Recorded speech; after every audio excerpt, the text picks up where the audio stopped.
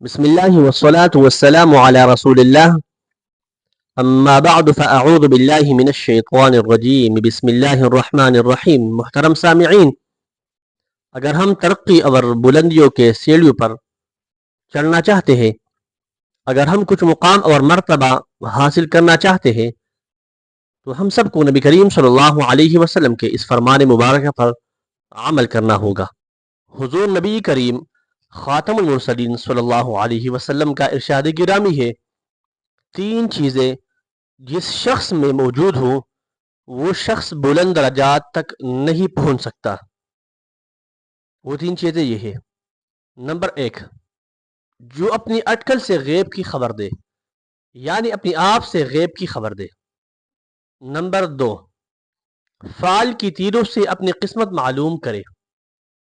Number 3، بدشگونی کے سبب اپنے سفر سے رک جائے۔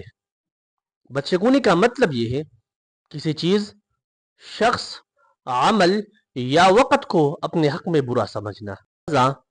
اگر ہم مرتبہ، مقام اور بلندی حاصل کرنا چاہتے ہیں تو ہمیں نبی کریم صلی اللہ علیہ وسلم کے اس فرمان مبارکہ پر عمل کر کے ان تین چیزوں سے رکنا چاہیے۔ اللہ تبارک و تعالی تمام سامعین کو عمل کرنے کی توفیق عطا فرمائے، آمین بجاہ النبی الامین۔